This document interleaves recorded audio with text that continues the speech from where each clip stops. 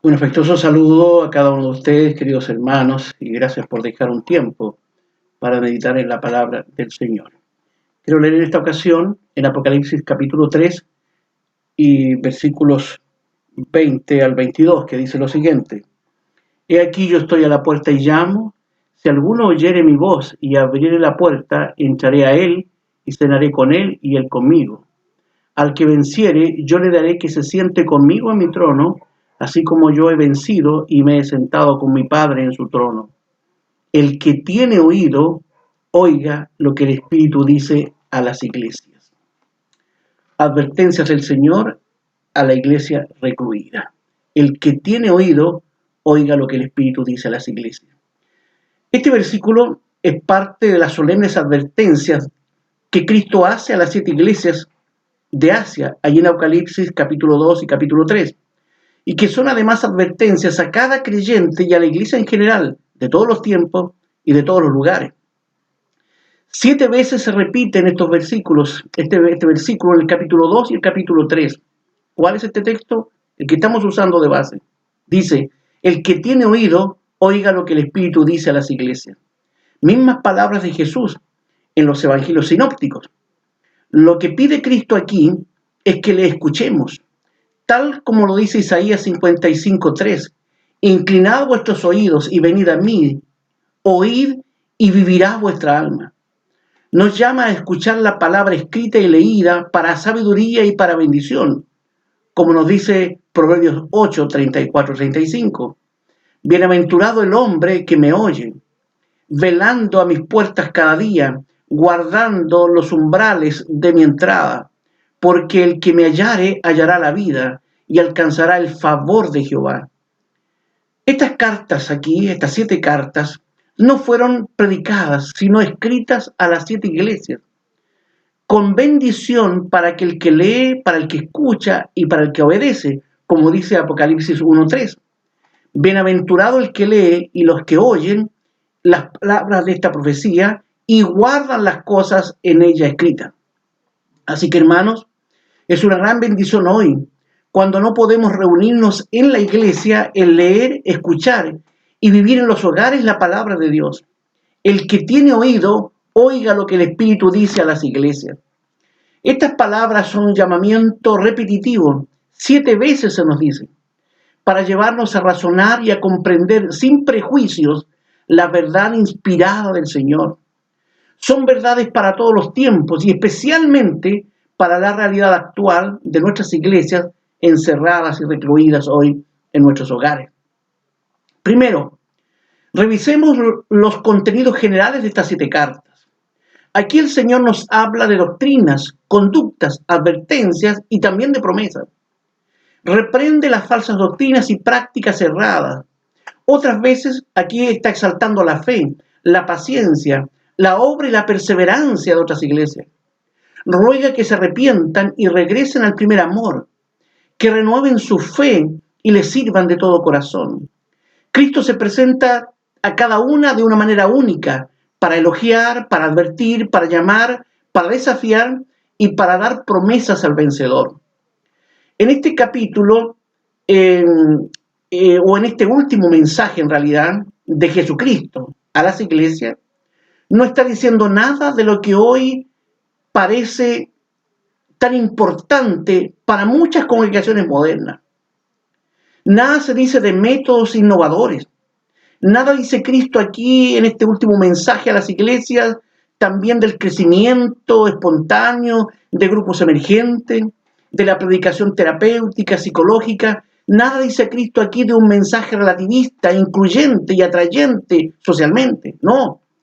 Cristo aquí habló de cosas importantes de la vida espiritual, de la vida interior, habló de la fe, del arrepentimiento, de la regeneración, de la santidad y del compromiso en la obra.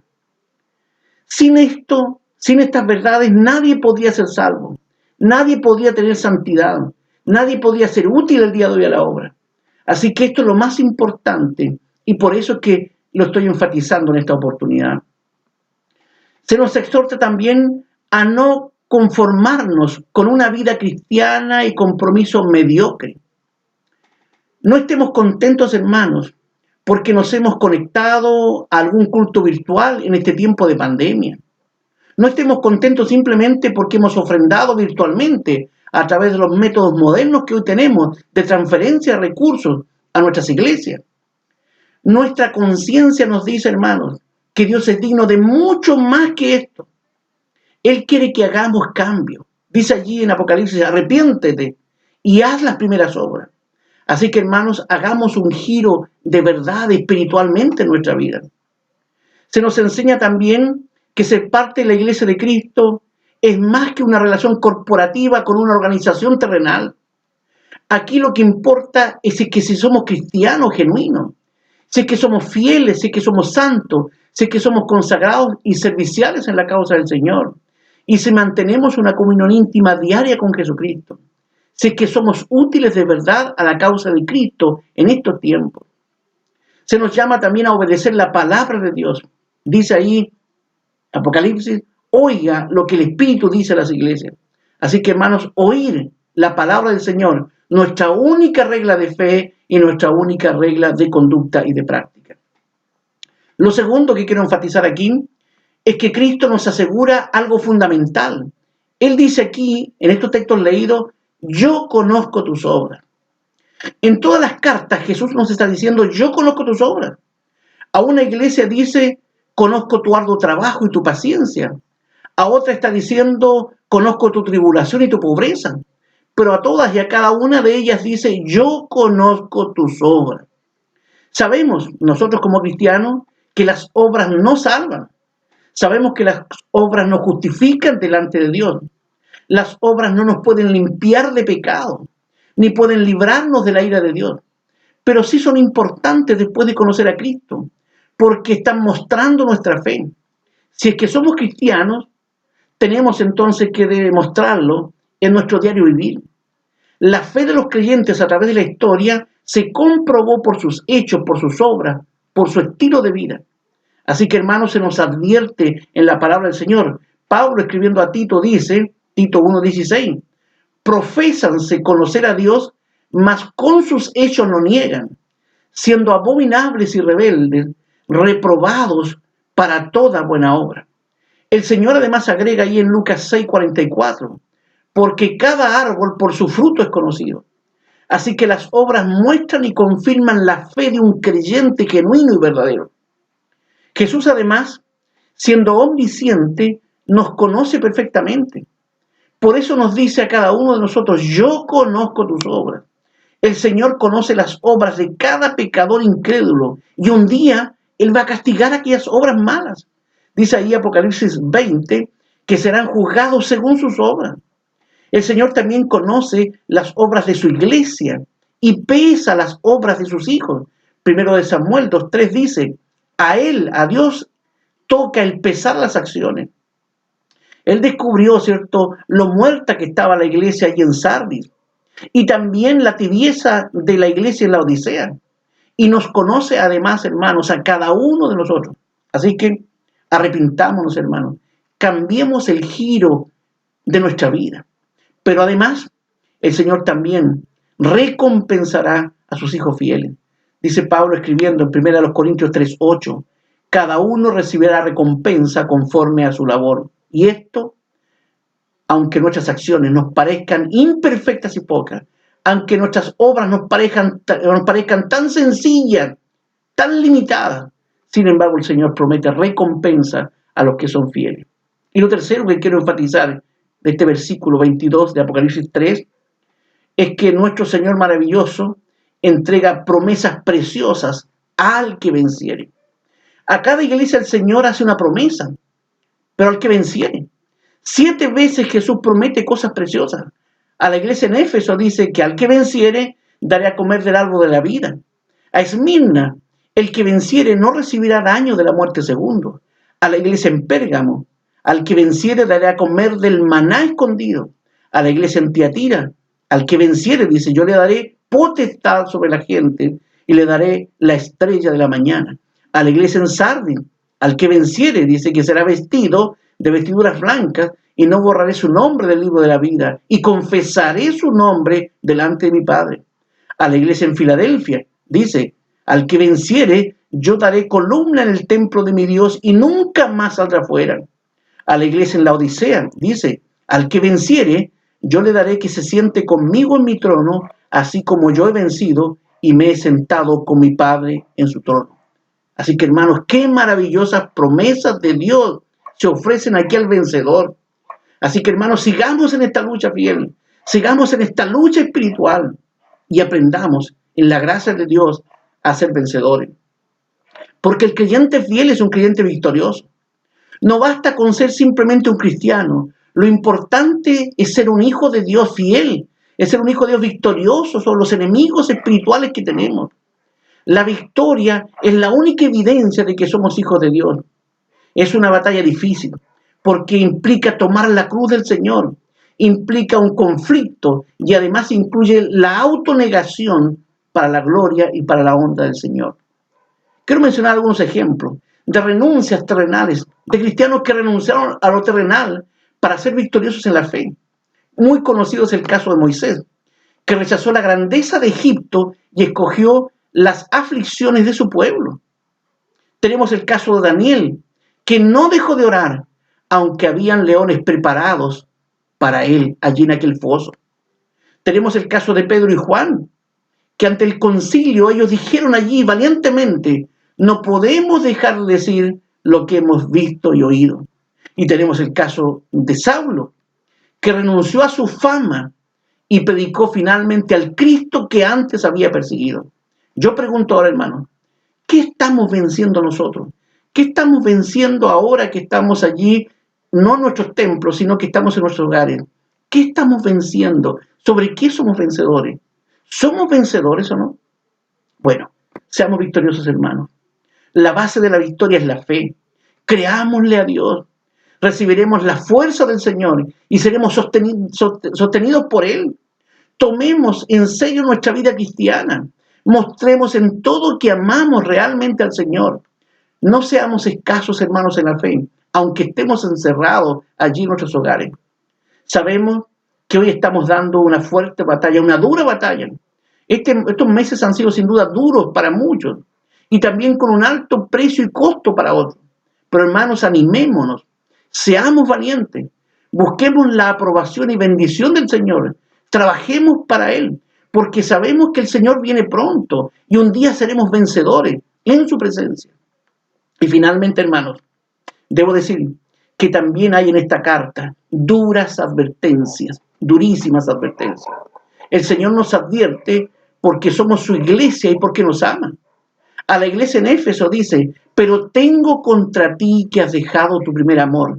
Recuerda de dónde has caído y arrepiéntete y haz las primeras obras. Pues si no, vendré presto a ti y quitaré tu candelero de su lugar si no te hubieras arrepentido. A la iglesia en Pérgamo dice, pero tengo unas pocas cosas contra ti, porque tú tienes ahí a los que tienen la doctrina de Balaam y a los nicolaitas, los cuales yo aborrezco. Arrepiéntete, porque de otra manera vendré presto, rápidamente a ti.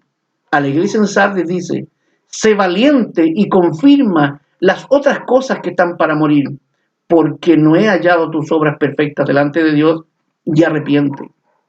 A la iglesia en la Odisea, que es la última iglesia, escribe, yo reprendo y castigo a todos los que amo, sé pues celoso y arrepiéntete. He aquí, yo estoy a la puerta y llamo. Si alguno oyere mi voz y abriere la puerta, entraré a él y cenaré con él y él conmigo. Así que, hermanos, si amamos nuestra vida, tomemos en cuenta estas serias advertencias que nos hace el Señor aquí en su palabra. Advierte al cristiano negligente, aquel cristiano que vive como si no fuese de Dios, que se adapta al mundo como si perteneciera a Él, que vive para sí mismo sin reconocer el señorío de Cristo en su propia vida, que ve a la iglesia como algo ajeno al mismo. Advierte, ¿cierto?, aquel que consume los recursos sin pensar que Dios se los ha dado por misericordia.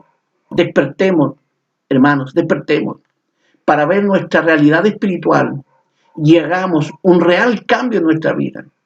Advierte el Señor también al cristianismo indefinido, aquel cristiano que no es definido en su vida espiritual. No olvidemos, el Señor nos dice, yo sé tus obras, yo conozco tus obras.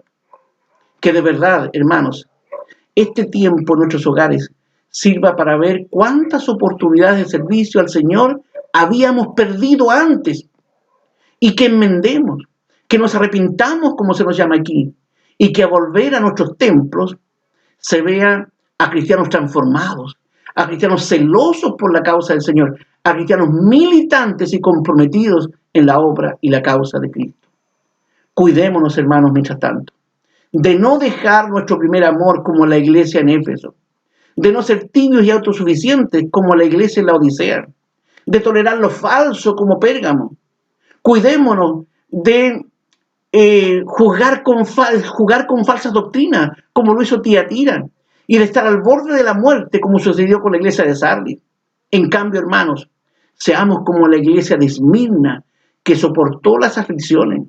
Seamos como la iglesia de Filadelfia, que perseveró pacientemente en su sufrimiento. Así que, hermanos, Cristo nos ha hablado por su palabra. Y Él nos ha dicho en este versículo 22 del capítulo 3 de Apocalipsis, que el que tiene oído, oiga lo que el Espíritu dice a las iglesias. Mantengamos nuestra fe, hermanos, viva. Vivamos mostrando que lo más importante para nosotros es lo que nos relaciona con la gloria de Dios y con su obra. Vivamos, hermanos, sabiendo que Dios conoce todas nuestras obras. Vivamos victoriosamente. Vivamos conscientes de las advertencias de Dios. Vivamos un especial tiempo de reclusión hogareña con el Señor, en comunión con Él. Vivamos así, hermanos, y glorificaremos a Dios. Vivamos cristianamente y le haremos bien inclusive al mundo. Vivamos así y al volver a nuestros cultos comprobaremos que todo este tiempo restringido en nuestros hogares no ha sido en vano. Y finalmente, quiero advertir también, como lo hace el Señor, a aquel que hoy es un enemigo de Cristo, aquel que hoy está de espaldas al Señor, que sigue viviendo en sus pecados y que se niega a creer en Cristo. No rechace usted que me oye al Señor, no rechace la salvación, arrepiéntase y entregue su vida al Señor. Si tiene oído, si tiene una conciencia, responda hoy al llamado amoroso de Dios. Que el Señor les bendiga.